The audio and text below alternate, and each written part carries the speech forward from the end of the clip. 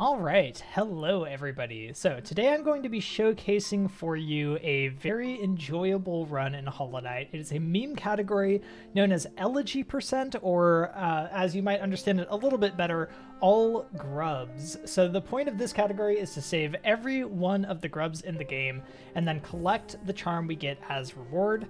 And I am gonna get started right now.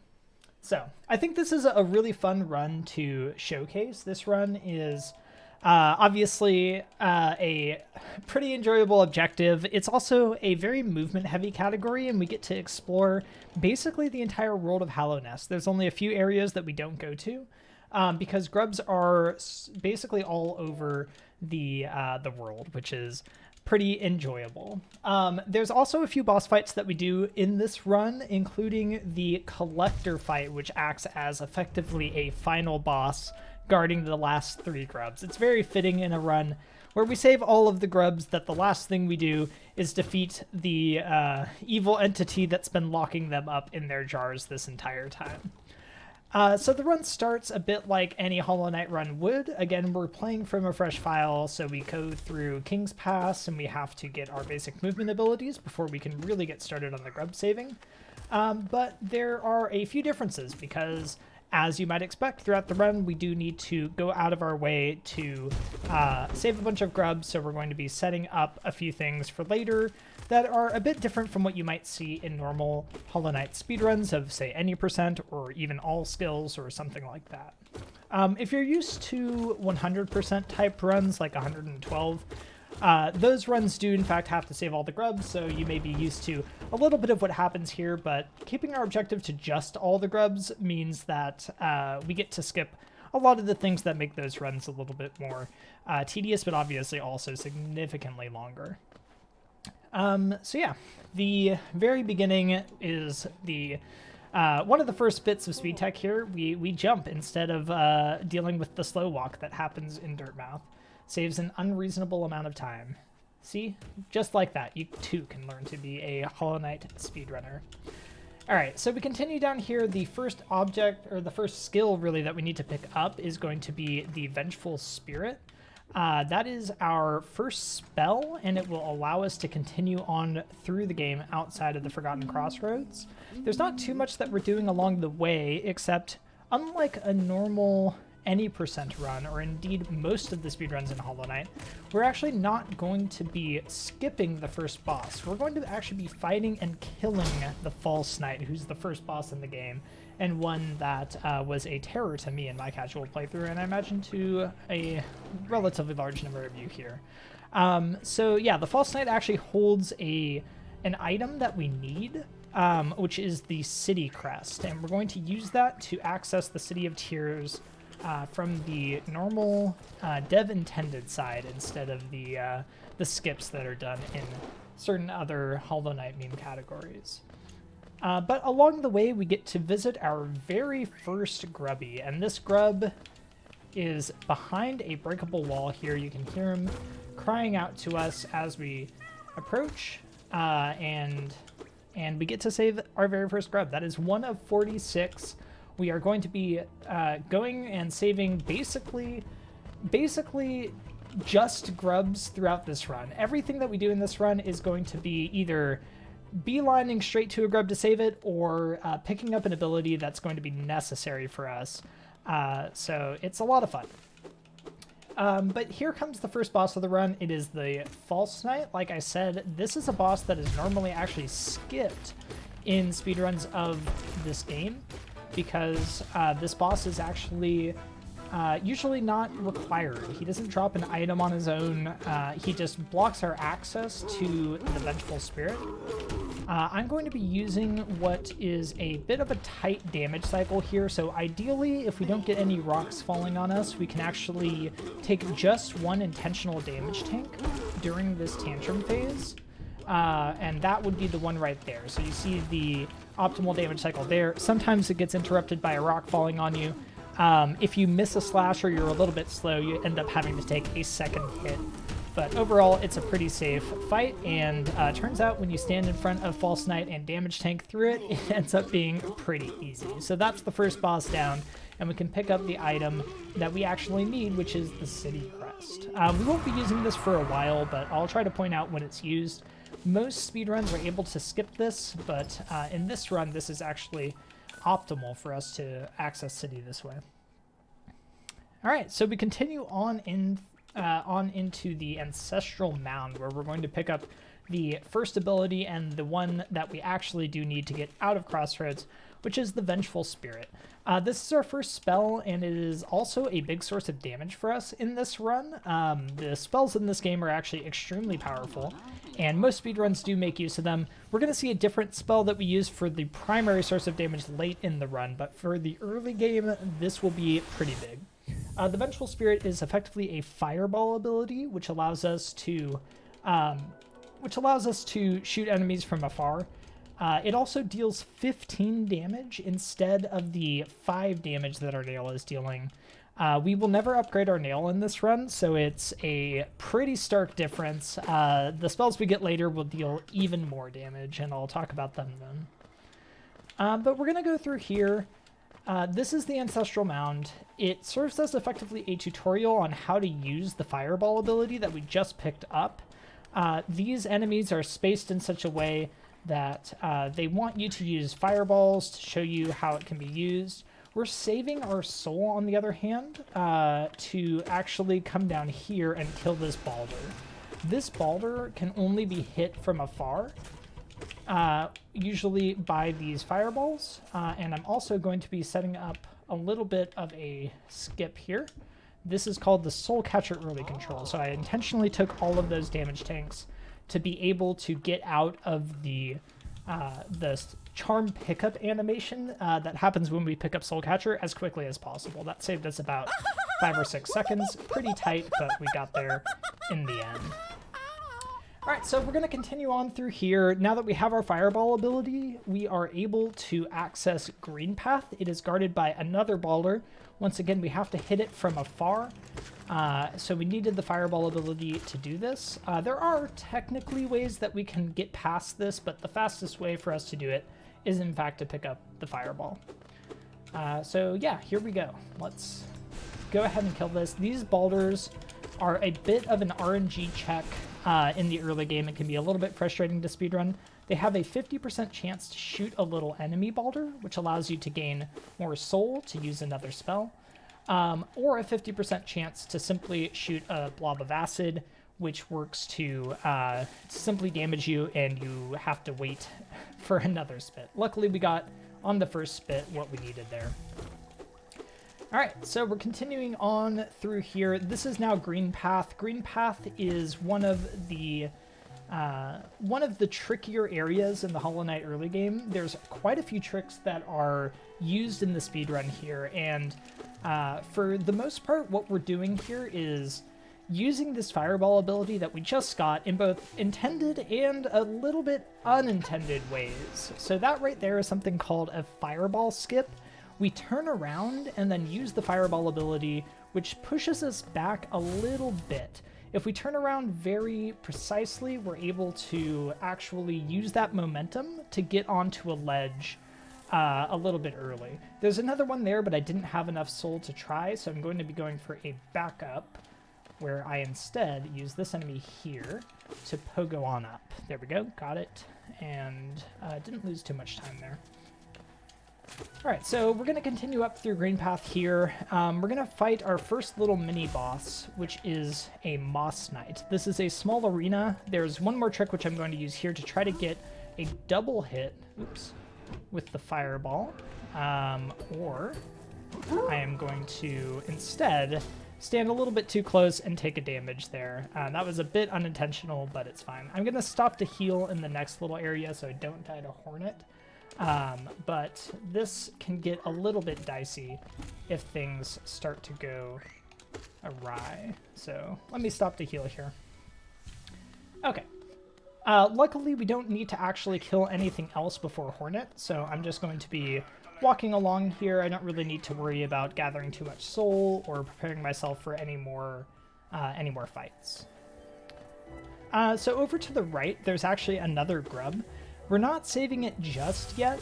because it's a little bit faster to save it later. But don't worry, every single grub in this run will in fact be saved. You just have to have faith. All right, so we're going to go and open up the Greenpath stag. This is a little bit different from what you might see in other speedruns as well. Normally, we don't care about coming back to Greenpath, but actually there's a ton of grubs here, and we're going to need to come back a bit later to go and save the rest of them.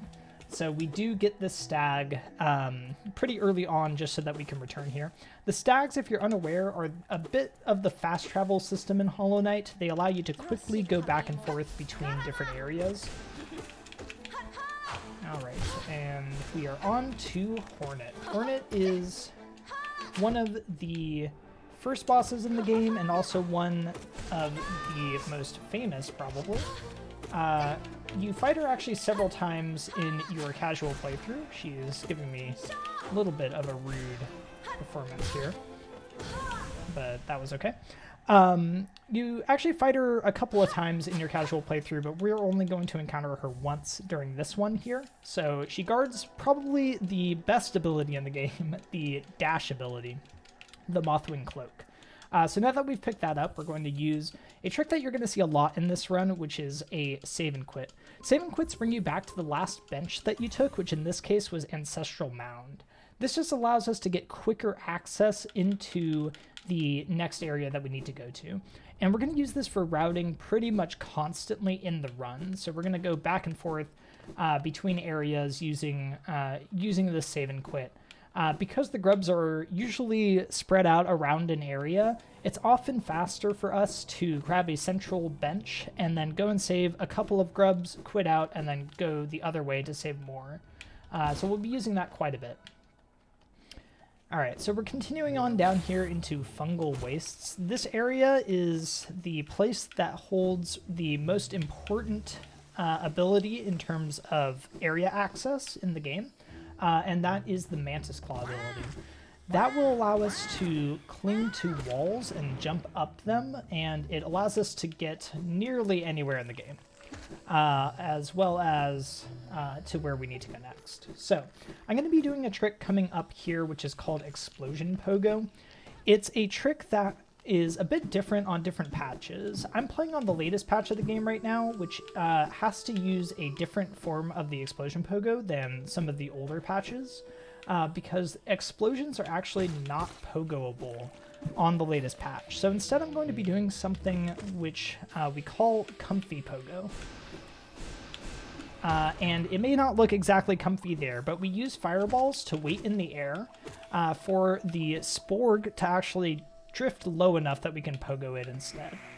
That's actually the easier half of the tricks in this section. Next up is the Mantis Pogo, which is proving my point here, as this Mantis does not want to play. Okay, we got to back up, so that's okay. The Mantises there, you can manipulate to be pogoable in a very smooth way. Unfortunately, these Mantises were not quite so kind, but there's a number of backups that allow you to get up. Okay, so now that we have our Mantis Claw, as I said, I can jump up walls, and it's very, very convenient. We need this to climb back up and into the next area we're going to, which is the City of Tears.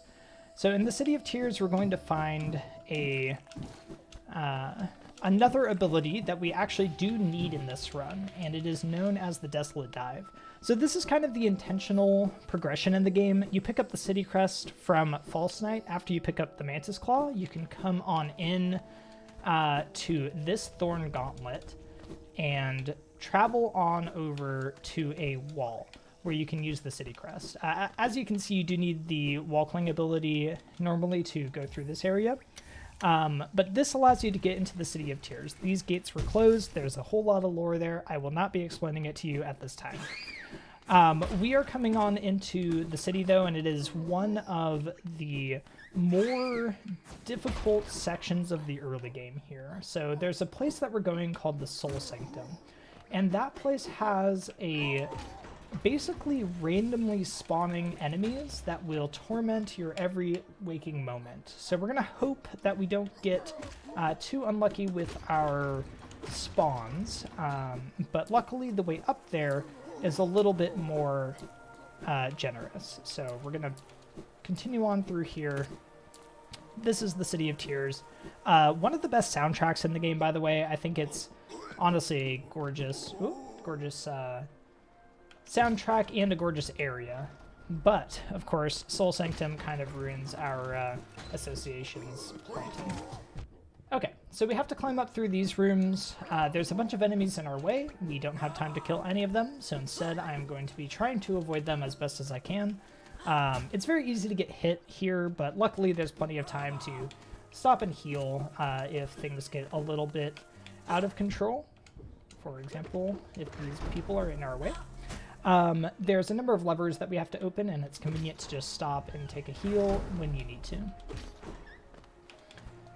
Alright, so we're going to climb up here. Once again, there is a grub that we're going to pass for now. But don't worry, we will be back to save that grub. Like I said, every single grub obviously is going to be saved in this run. We simply are going to grab them when it is fastest to do so, and we will be coming back down here later, and that will provide a better opportunity. Alright, so we're going to come up here. This is now the Soul Sanctum. This area can be absolutely terrifying, and it is very dangerous. As you can see, these enemies will spawn in my way at times. That was actually kind of not that bad of a pattern.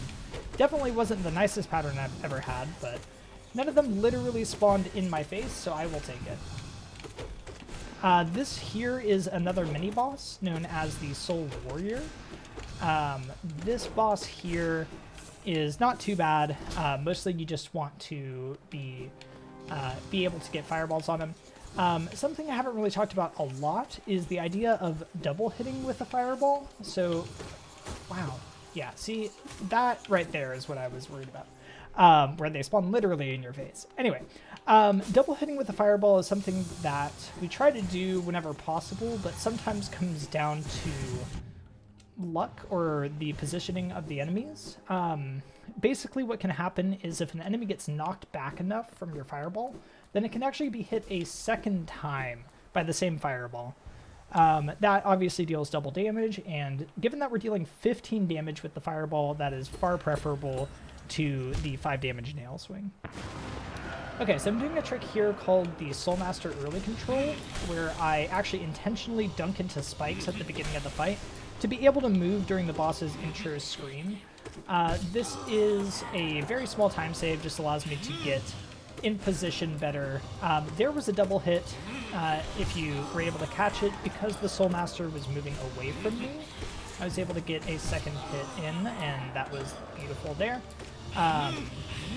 Yeah, this boss, if you aren't familiar with him, is the Soulmaster, and is one of the more frustrating bosses casually when you come through this area. I know I struggled a ton with this boss when I was first playing, and he does a little bit of a fake out here. The Soulmaster actually pretends to be dead, and pretends to leave an item pickup for you to grab, only to do a little bit of a fake out and go into his phase 2. Plenty of casual player has died in this phase 2 and had to redo the entire fight. Don't ask me how I know. It's a painful memory. Anyway, the second phase is actually not too bad, but it can be a little bit tricky. Basically, he spawns above you and you have to dodge it, and then will eventually come to a stop in the middle of the room. Alright, so that was the Soulmaster, and he guarded our next ability, which will act as both access to new areas and also a lot of grubs, and also a huge new source of damage. It is the second spell, and it is the Desolate Dive. Desolate Dive is pretty good on its own, but there's actually an upgraded version of it, which we're going to get basically immediately. That's going to be our primary damage source throughout the rest of the game. As I mentioned, we have a 5 damage nail and a 15 damage fireball. Once we upgrade our Desolate Dive and pick up Shaman Stone, it will be dealing 88 damage. So it kind of blows everything else out of the water, and we will be hopefully able to make use of that on some of the later bosses. Okay, sorry, I had to focus for just a second there. You may have noticed a trick there that I did where I actually used dive right next to the floor I was supposed to be diving through. That's called a fake dive. It's consistent on the latest patch of the game. But instead of diving all the way through the floor, we actually just dive at the edge, and it breaks open the floor and allows us to fall down the edge on our own terms. It's very important when we're saving that grub there, because it allows us to simply drop halfway down to save the grub instead of going all the way around and having to come back to the top. All right, so that was all of Sanctum. We made it through just fine, and we get our reward, which is a bench. This right here is a toll bench, and one that many people maybe don't realize exists when they're going through Soul Sanctum in their casual playthrough. That breakable wall I just opened provides easy access to that bench from Sanctum. We are going to stay at this bench for about the next 10 minutes or so. This will be our... Oops. This will be our central bench for the next few segments. Alright, I do need to pick up this simple key. We'll be using that to enter the Royal Waterways in a bit. And I need to try to avoid all of these enemies. They can be extremely rude. Okay, so that was all fine. Now we can continue up here. I'm going to be opening the second stag of the game here, the City Storeroom stag. There's a little bit of a trick when you open these stags, which is if you look down at the right timing, it actually causes the stag toll to appear faster, and you can call the stag a little early. So you'll see me doing that at a few stags throughout the game. It saves just a few seconds, but it's one of the weirdest pieces of speed tech in the game, and I kind of love it. Alright, so now we can continue on through and into the next area we need to go to, which is the Crystal Peaks. So Crystal Peaks has a number of possible entrances. Intended in the game are two adjacent entrances, which is the dive entrance we're going to be going through using our Desolate Dive ability, and a dark room, which you can only go through if you purchase the Lumafly Lantern. A lot of people will buy Lumafly Lantern early. It costs 1,800 geo, so in this run there's a clear choice for us, which is to instead use the dive ability that we have to pick up anyway and never purchase the lantern. Unfortunately, what that does mean is that we will have to be doing all of the dark rooms later in the game without any lantern. Mostly this is relevant leaving Crystal Peak and also when we enter Deepnest. But this here is the dive entrance. It allows us to get in just fine without the lantern. Alright, so I'm going to continue through here. Crystal Peak is a very movement-heavy section. We don't actually need to fight anything here, but the movement is a little bit tricky, and I'm going to be trying to do a trick here. Beautiful. That is called Pogaxe. It can be a little bit iffy, but it's a lot of fun. You are able to pogo an axe that is thrown by the miner, and it saves probably about 2 seconds, not a very long time. Alright, let's head on in to the next room. This room is very, very tight cycle. It is... Oh, I've already missed it. It's fine. This is known as the God Cycle room. It can be very tricky to get through this room with the ideal cycle, and you also need a bit of good RNG. Unfortunately, I messed up some of the early movement, so we didn't quite get it, but that's okay. This here is another tight cycle. As you can see, Crystal Peak is full of them. Alright, so I'm going to come on up here.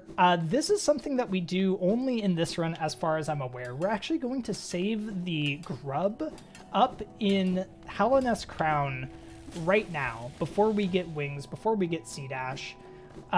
This is a little bit unusual. In 100%, we have to come up here later anyway for the Pale Ore, so we don't normally do this until very late. So we're actually here early with that little crystal pogo that I showed off there. And we have to do our best to not get killed to any of these things. It can be very, very tricky to come through this area without any of the later movement abilities, but luckily we got through it just fine there. Okay, so now we're going to exit and continue back on down to Crystal Heart, which is our next major piece of movement. Still, we don't really need to fight anything. We're just going to grab Crystal Heart through a bit of a gauntlet. Oop, no. Okay. A trick I tried to do there is something called an inventory drop. If you open your inventory the same frame that you leave a ledge, then you can actually fall faster. It uncaps your fall speed. Unfortunately, I missed it there, so I did the backup, which is to use Desolate Dive to move down a little bit faster. Oops. Oh no. Unfortunately, I took a damage there, which I was not intending to do. So I'm a bit off cycle on these lasers, but it's not a big deal. Alright, that right there is a trick called Underplat. It saves about 6 years, and it's the most important trick in the run, so turn the VODs back and take note. Okay, so that's the Crystal Heart ability. This will allow us to very quickly cross long rooms and also cross gaps like this that wouldn't otherwise have any way across. This is actually required for one of the grubs in the game, but even if it wasn't, we'd probably get it just because of how much faster it makes some of the movement. And especially given that all these grubs exist here anyway. Okay, so here I have a few more grubs to save in Crystal Peak before we're done. Crystal Peak is one of the most grub-dense areas in the game. There are 7 grubs here, and we saved 6 of them on our first pass. These right here are the Crusher grubs. These Crushers, like everything else in Crystal Peak, are on pretty tight cycles, so we need to be a little bit careful with what we're doing here. Unfortunately, got the bad spawn from this crystal, or from this Glimback, twice in a row. Spawned on the left the first time, or the right the first time, and the left the second. Alright. Oh no. Like I said, these Crushers are on pretty tight cycles, and if you mess up a little bit, it's easy to miss what you're going for. Ooh, we are fine. Okay.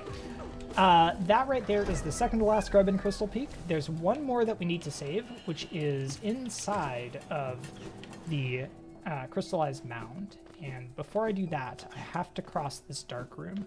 So this right here is a bit of the price we pay for not having Lantern, as I mentioned. That is the hardest dark room in this run. There are a couple of other dark rooms in Deepnest that we have to do, but that one is definitely the trickiest. So I'm glad to get through that first try there. Okay. So we're going to continue on through here. This is the Crystallized Mound. It is the location of the final grub and also a spell upgrade, which we will be desperately wanting. It is Descending Dark, and that will massively increase our damage output for some of the later fights in this run. In particular, we're going to fight Broken Vessel and then eventually the Collector using this spell. We're also going to be doing a skip here, hopefully. Perfect. This is known as the Buggy Skip. The idea is to use the Crystal Hunter to actually knock us out of the spell pickup animation. It's a bit like the Charm pickup animation skip I did early in this run, the Soul Catcher early control. This is the D-Dark early control, and it saves about 10 seconds if you do it appropriately. That cutscene is just extremely long to have to deal with. Alright, so now we can drop down and go get our next ability. This is actually completely useless in this run. It is the Dream Nail. We don't need it for anything. It's just in the way of our next grub. So we come over here to grab it, but we don't really need it. I'll be taking a sip of water here.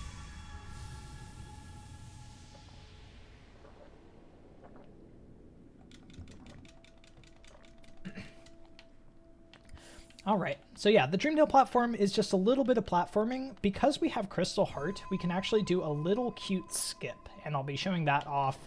But if we climb up onto the roof that's just above me there, we can actually use Crystal Heart to skip basically this entire section. It's pretty useful, but it is a little bit tricky because you do end up hitting a platform at the end, so we just had to be sure that we didn't fall there. Alright, so there's the Dream Nail ability. I will be using it a little bit in this run to gather soul in a few fights, but for the most part we are simply going to ignore that we have this, and instead we are going to leave from the Seer and head immediately down to go save our next grub. Unfortunately, missed the inventory drop here. That's okay. Not a huge deal. Alrighty. So this is the crypts. It is the location of our next grub, and it is a little bit tricky. We need to make sure that these guys don't hit us or kill us. They actually deal double damage, so it can be a little bit dangerous if you're here on 2 health. We had 3, so everything was going to be safe. But that's the only grub in Resting Grounds, and now that we've saved it, we will be leaving this place forever. So we're actually going to return across Blue Lake now. This is a room that you normally see from the other side in Hollow Knight speedruns. We typically use a shade skip to access this early to get down into Right Side City. For us, we're not interested in that just yet. We're actually going to leave from Resting Grounds and head back over here to Salubra. This will be where we pick up the charm I'm going to use for the rest of the game. This is the Shaman Stone charm, and it makes our spells deal significantly more damage. But we're not quite done with Crossroads yet. There is one more thing we do before I can finally quit out and continue on with the run. And it's this little grubby up here. Don't think we've forgotten you, grubby. We're going to save every grub in the run. Don't worry. This one here is behind a little gauntlet of spikes. You can actually save this one with no items at all. You just need to pogo the spikes. That is something I did not realize when I played this game, and maybe many of you haven't as well. Okay, but now we can finally quit out. Like I said, we're going to now be using the Shaman Stone charm. This is the spell damage boosting charm that's used by most speedruns. There is actually a route of this category that ignores Shaman Stone, but I will be getting it here mostly so that my boss fights are more consistent and a little bit easier. It doesn't lose too much time optimally to get, so it's really not too bad. Alright, so now we're going to continue on down here and into the Royal Waterways. There are a few grubs in Waterways, 3 to be precise. I do not need to go to Lem, I'm sorry. 3 grubs down here to be precise.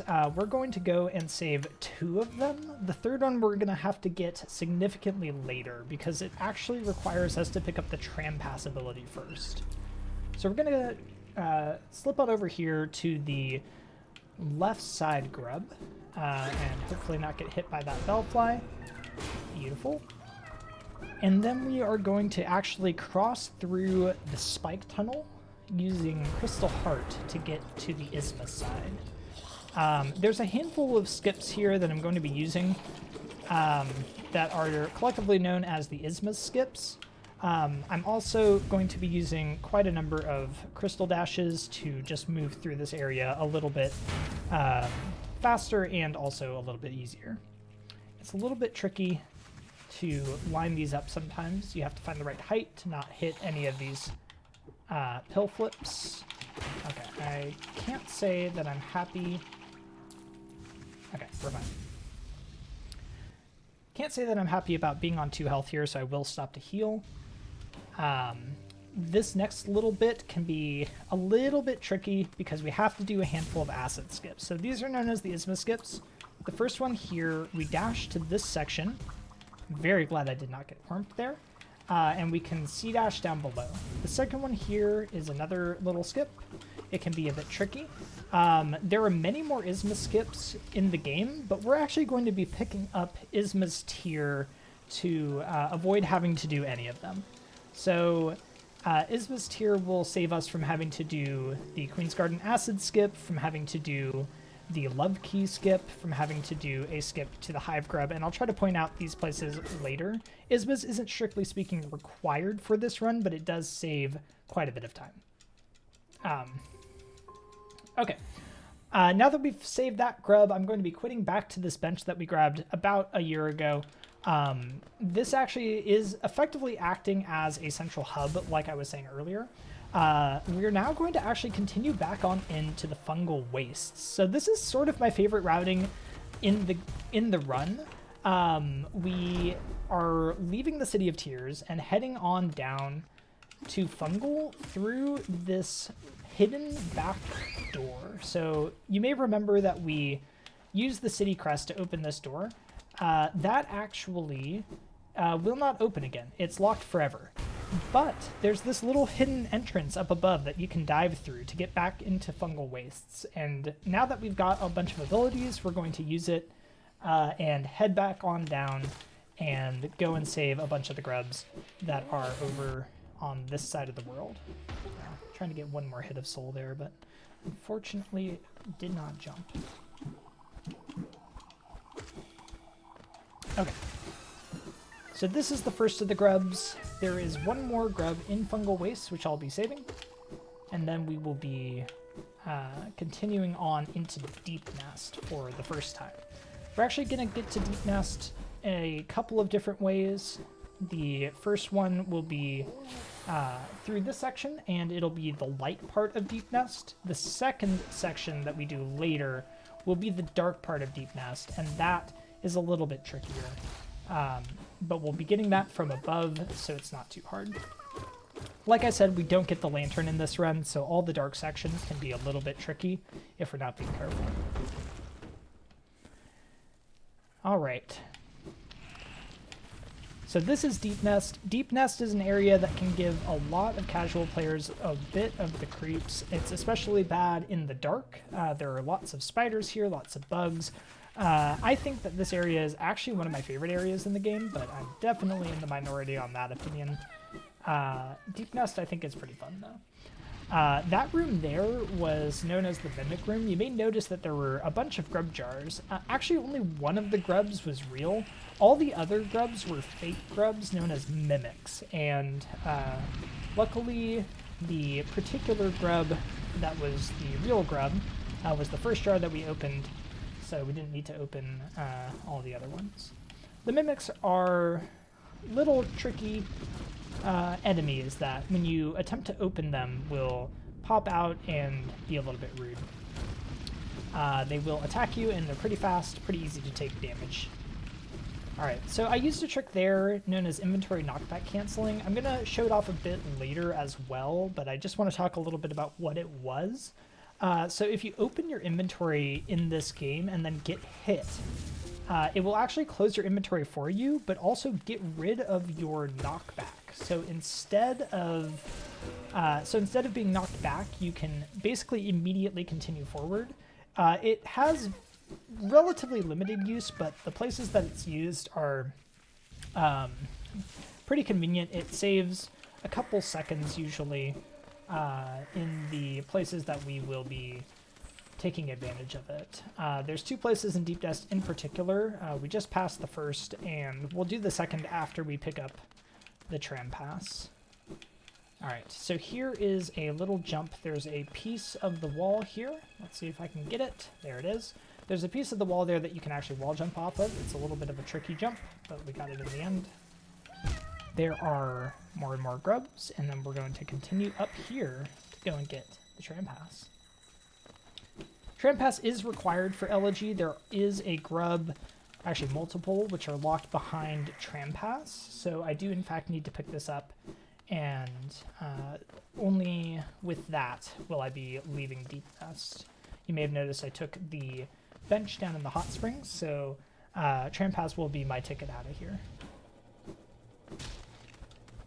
Alright. So just a little bit more platforming up through this section.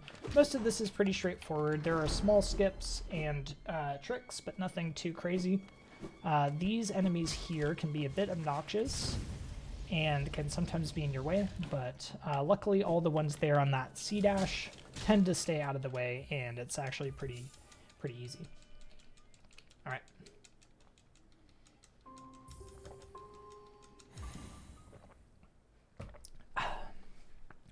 Okay, so here I'm going to show off the next use of the inventory knockback cancel, hopefully. This room is pretty difficult to get, but if we time everything correctly, I can use it here.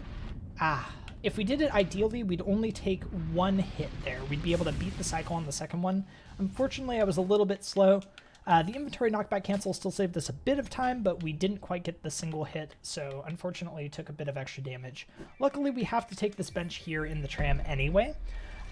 This tram is bringing us from Deepnest down into the Ancient Basin, but we're actually going to stay at this bench for our entire trip through the Ancient Basin. So we're taking it regardless, so the damage tanks don't really matter. All right. The first thing that we need to do before we head on down to pick up our Monarch Wings is go and save another grub. So there's a grub hidden down here behind a dive floor, and we haven't forgotten it. Let's go save it.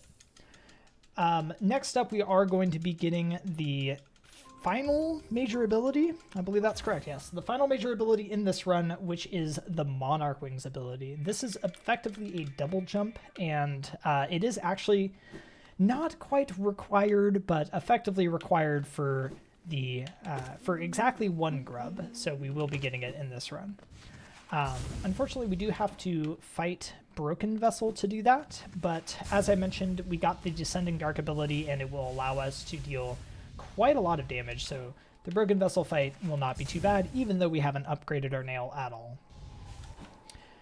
Coming down through here, though, there's quite a few enemies, and we are going to be attempting to ignore all of them. These Maulurks shoot out semi-random patterns of basically infection blobs. There are strategies to avoid getting hit on almost all of them, but that one there is unfortunately an exception. So there is simply no way to guarantee that a C-dash there will not get hit. So we got a bit unlucky there and got hit out of that, but that's how it goes sometimes.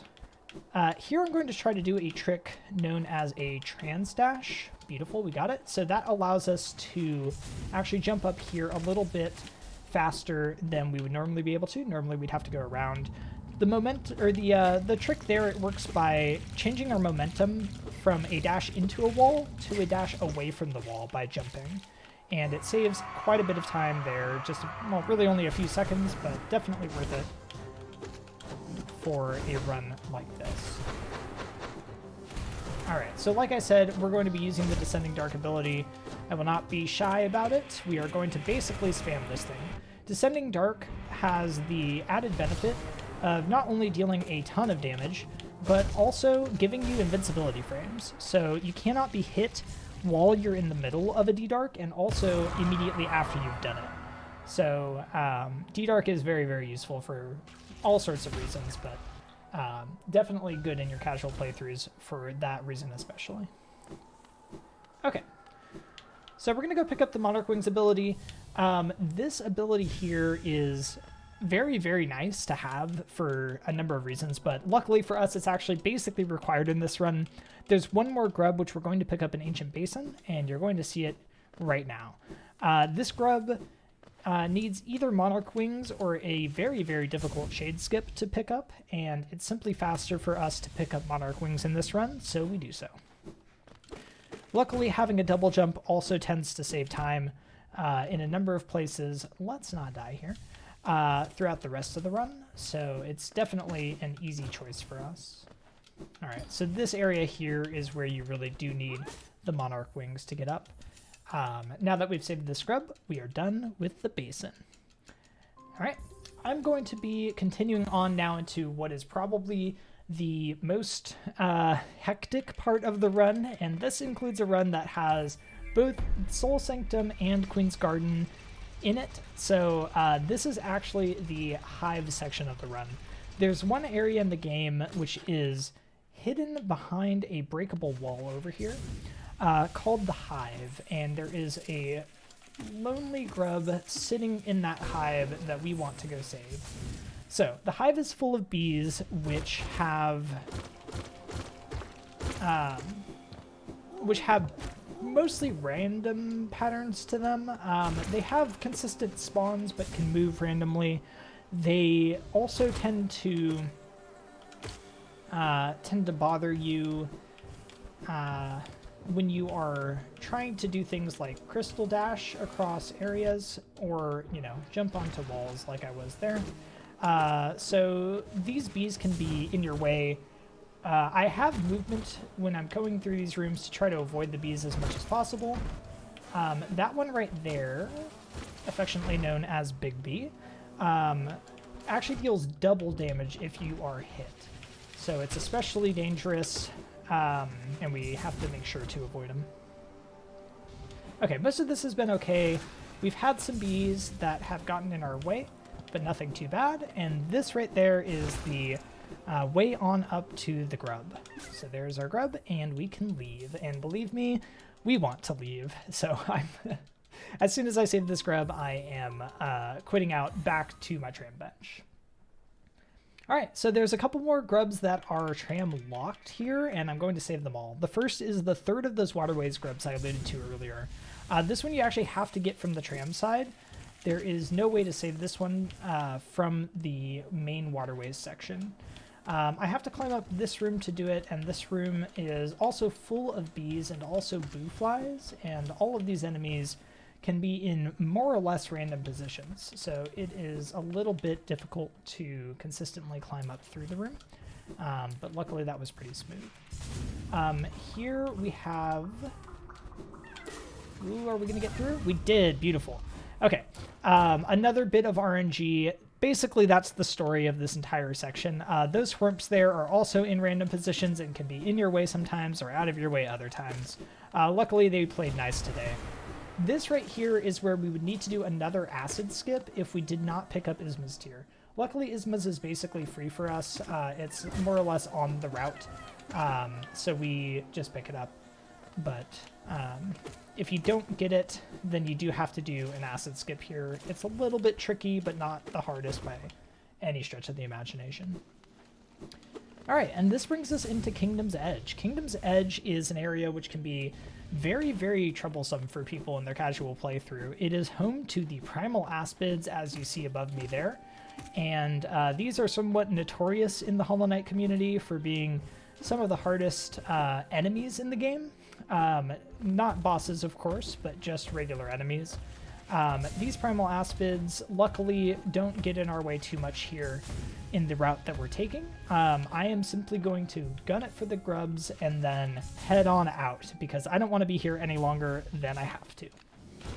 All right, so the first grub here is a dive locked grub, yet another reason why we needed dive. This one here is behind a number of dive floors and is one of the more hidden grubs in the game. We are going to work our way up and save this grub and then quit on back to the Oro bench. Like I said, quite a lot of save and quitting to benches in this run. Generally, it's faster than walking back whenever grubs are at the end of a little bit of a path like that. Okay, so that right there is the Oro grub. There's one more grub in Kingdom's Edge, which we're going to go save while we're here, and that is the Spike grub. This primal aspid sometimes is annoying, but right now it was playing nice. That's good. All right, so we're going to continue back on up here. There is another grub, which is behind another breakable wall, and that's the last grub in KE, actually. So luckily we'll be able to leave after we save this one. There's that breakable wall. There's a bunch of spikes leading up to it. A little primal aspid guardian, who has in fact killed me in the past. Fun fact. Can definitely be a little bit annoying, but... Ooh. All right, we are thriving is what we're doing. I'm gonna stop and heal here because Kingdom's Edge is being Kingdom's Edge. Beautiful. Okay, so now we can climb on up and ideally out. Yep, glad I healed. And back on down into the City of Tears. So this is actually our access into Right Side City. Definitely a bit unusual compared to most other speedruns in this game, but I think it makes a lot of sense. It is actually going to bring us right on past yet another grub that we need to save. All right, that one here is guarded by this bellfly. If we're not careful, these bellflies actually deal double damage, which is why I stopped to heal earlier. Those are very dangerous and can get... Okay, good. Can get in your way during runs. We very nearly got hit out of our Crystal Heart by that Vengefly, but luckily all was well. Okay, so I'm going to open the stag here and take this bench. We have a few more grubs to save on the right side of the City of Tears, but that bench is going to be our way out once we're done. The first one is down here. It is guarded by a Great Husk Sentry. These Great Husk Sentries also deal double damage, so they can be pretty dangerous. So we have to be a little bit careful through these sections here. I'm stopping to gain a little bit of soul. Well, alright. Mostly so that I can stop and heal, which I'm going to do here. Okay. So as we go through here, there is yet another Great Husk Sentry that we need to fight. That is the one that is guarding the lever here. So this lever is the lever to get up to the spire, where normally you'd go to fight the Watcher Knights. We don't really care about the Watcher Knights in this run, but we do care about the grub that's up there with them. So we're going to go and save that grub and leave without ever dealing with Watchers, and hopefully we won't have too many problems doing so. All right, beautiful. So one more Great Husk Sentry for us. This one here is the one that's guarding the next grub, the Spire Grub. Watchers would be to the left here, and you may be familiar with them from runs such as Any Percent. Ooh. Don't mind me, I am leaving. Okay, perfect. So that Great Husk Sentry can be a little bit tricky as well. Like I said, they deal double damage. If you're not too careful, you can end up in quite a bad situation. But luckily, we were fine there. Okay. So we're done with City, and now we just have a bit of grub cleanup to do in a few more areas. So unfortunately for us, one of those areas is, in fact, Queen's Garden, and another one of them is actually Dark Deepnest. So there's still quite a bit to go in this run, but most of the combat at this point is done. There is one more boss fight that we need to deal with, which is the Collector, which actually is a pretty fun final boss to this run, and also one more arena really that we need to do. But luckily we can come in there on full health pretty easily. Before we're done with that, though, we do a little bit more cleanup in Crystal Peak. We have one more grub to save. That right there was not it. That was the Mimic, and I just wanted to show you guys the transformation as the Mimic frees itself. Slightly terrifying, can definitely ruin your night. But luckily, we don't have to deal with them at all. We can free them if we want, but our main focus here is the grubs. All right, now we have more cleanup to do in the crossroads, but unfortunately for us, at this point, the crossroads are infected. The reason for this is that we picked up the Monarch wings. You may be used to crossroads becoming infected after killing one of the Dreamers, but for us, it's actually wings that triggers it, and we do have to be a little bit more careful here as a result, trying not to get hit by all of the extra bad enemies that are in this area. So just a few more grubs to save in Crossroads as we continue on down, and then we're going to head on down into Queen's Gardens. Queen's Gardens has a number of grubs. Oops, unfortunate C- glitch there. Queen's Garden has a number of grubs, but they're pretty much all the way at the end of the road. So we're gonna see only the first half of Queen's Gardens, and then we're going to save the rest of the grubs in Queen's Gardens after we do Deepnest. Okay, so this here is the soul grub that actually requires Crystal Heart. We would get it in this run anyway, even if it wasn't required, but that does in fact make us pick it up. There's no other way to get that grub without major glitches other than picking up Crystal Heart. All right, but now we're entering Queen's Gardens. There was another acid skip there that we would have had to do if we didn't pick up Isma's tier. Luckily for us, we have Isma's tier, so no QGA necessary. Queen's Gardens can be a bit of a tricky area to go through, lots of very difficult enemies in it, and a couple of arenas. So this is the first of them. This arena can be tricky. Oh, I thought that I had a double earlier, but I must not have. Okay, so those enemies die in 2 fireballs and a nail hit, or 3 fireballs. So the hope is that we can kill them by getting a double hit with one of the fireballs, like we did on the first one. But unfortunately for us, we missed on the second, so we had to go and fight it separately. But now we're going to pick up the last key that we need. This is the love key, and it will get us access to the collector and the final 3 grubs, which are at the end of the run. There's another mini arena that we have to do for that, and that is what those 2 mantis traders are guarding. Okay. Continuing on through here, we're going to luckily get a bench halfway through Queen's Gardens. So we're going to pick up the toll bench, and that's going to be our pivot point to go down into Deepnest. So like I said, we don't have the lantern, so the Deepnest section that we're coming to do now is actually the dark Deepnest section, and everything will be in the dark. Okay, very awkward spawn locations for those Petras, but that's okay. All right, so this is the bench that we need. This bench is very, very welcome in QG because, like you can see, it's easy to be pretty low on health by the time you get here. So having a bench halfway through this section is very nice, especially as we are now going to continue on down into Dark Deepnest. So Dark Deepnest, as you might imagine, is not exactly the easiest place in the universe. So I do need to focus just a little bit here, but as you can see, or maybe more accurately, as you cannot see, we do not have the Lumafly lantern. So this room is entirely dark.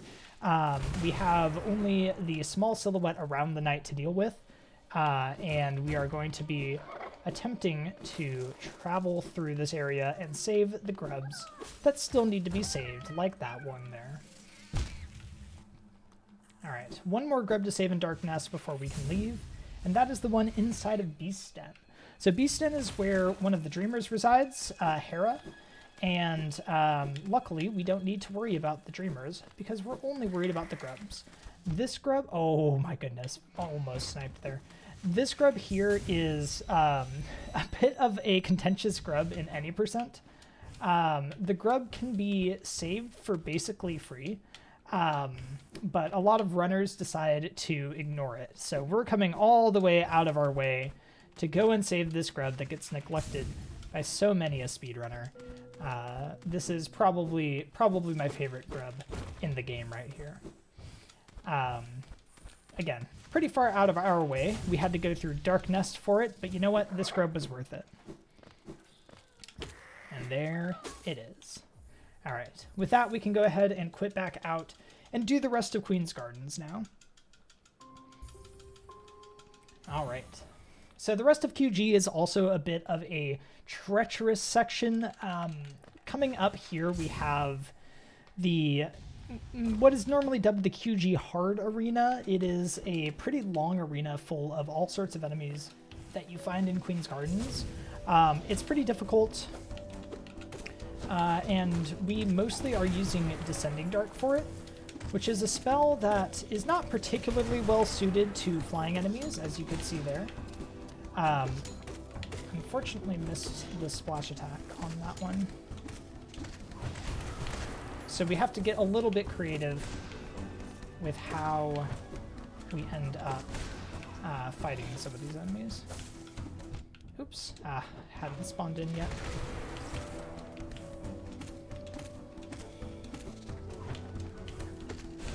No.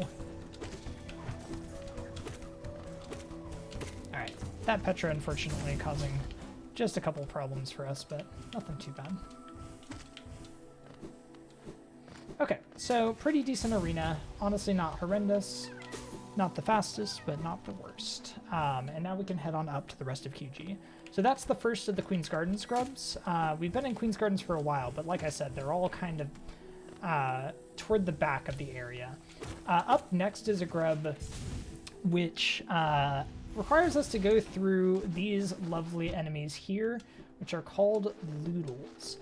In the community, we call these enemies frogs because they hop like frogs, and they are very, very rude. So they can jump directly on top of you, just like that, and it's basically completely random.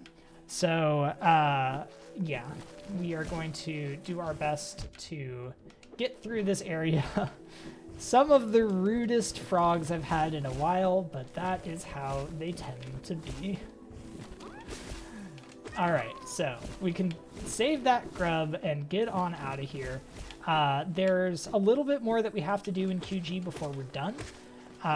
Namely, more frogs to go through here, but I'm going to go ahead and use a D-Dark just to be sure that we don't take any damage there. And then we luckily are going to be able to get a bench here. So this is going to be now our exit from Queen's Garden. It is the final stag that we're going to grab in this run. But we also get to take this bench because we have one more grub to save in Queen's Gardens before we can leave. This grub here is a little bit tricky as well. It is a grub that is at the very top of Queen's Gardens and can be a little bit difficult. This one basically requires Crystal Heart, but you may remember I mentioned earlier there's only one grub that actually requires it. That's because there's a number of skips to go and pick this grub up without Crystal Heart.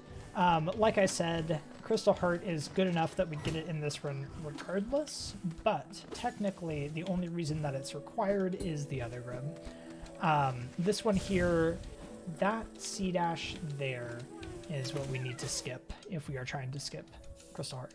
Okay. So there's that grub, and now we can go ahead and quit on out to Queen's Gardens, and then actually finally leave this area once and for all. So, very early in the run, we picked up the Greenpath Stag.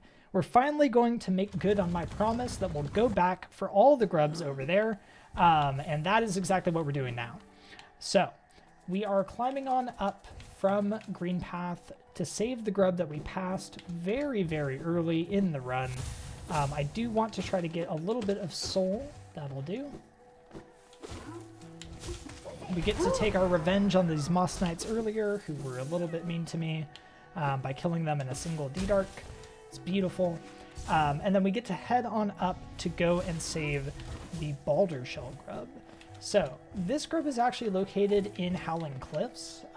You may remember this grub from your casual playthrough on the way down to Boulder Shell, but we are actually going to be grabbing it from below, because it turns out that you can actually just jump right on up here like that.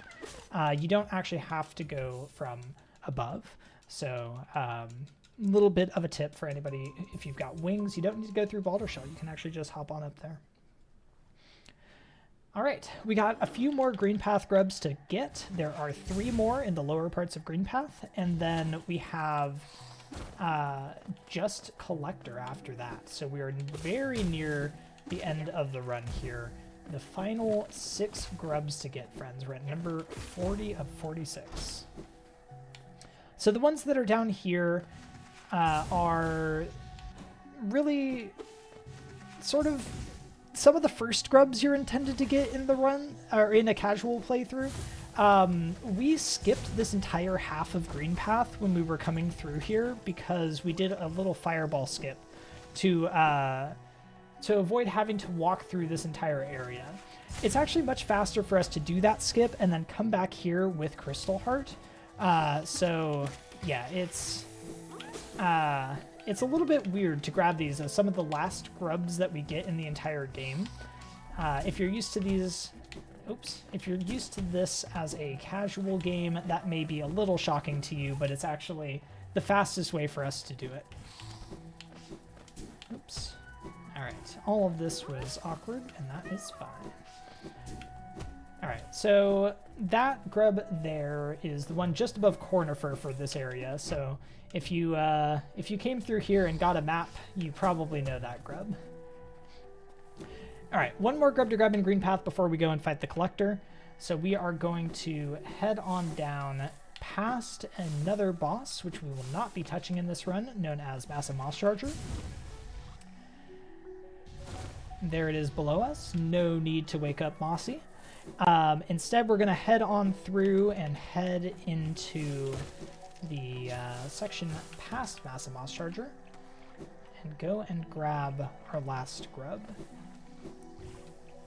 Alright, so once we're done with this, it is another quit out back to Greenpath, and then we're going to head on over to King's Station, where we're going to go and fight the Collector. The Collector is, like I said, the final boss of this run, a pretty fun fight, and one that has a little bit of interesting tech associated with it. I'll see if I can get it, but there is a scream skip to open the fight that's pretty difficult to do with the loadout that we have in Elegy percent. So I'll show you what I mean. What we have to do is attempt to be interrupted during the opening scream of the Collector by falling on top of the Collector and taking a hit of damage. That will give us control again and allow us to damage the Collector during that segment. If we can do that, it'll save a lot of time, but it's also a little bit tricky, and of course it does cause us to take a hit of damage, so we have to play a little bit more careful for the rest of the fight, which is why I took a heal there, just to be sure that we don't have any issues. There are these Venge Flies that you can use to take damage as well, to knock you out of it, but they're a little bit slower, so instead I'm going to attempt to do this Scream Skip. Beautiful. Oh no! I unfortunately was one hit shy of where I wanted to be for a third Descending Dark. So that's the Scream Skip for Collector. It allows you to get a lot of damage in at the very start of the fight. And it saves a ton of time on this fight compared to the normal fight. One thing about Collector that is a little bit tricky is that Collector doesn't drop, or it doesn't give you any soul when you hit him. What that means is I need to gather my soul for spells from all of these other enemies, which... Okay.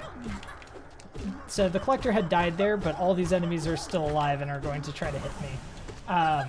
We can luckily just focus our attention on the Collector. So, like I said, Collector didn't give soul, so I had to fight the enemies for it, but in the end, we got what we needed, and that was the Collector fight, friends.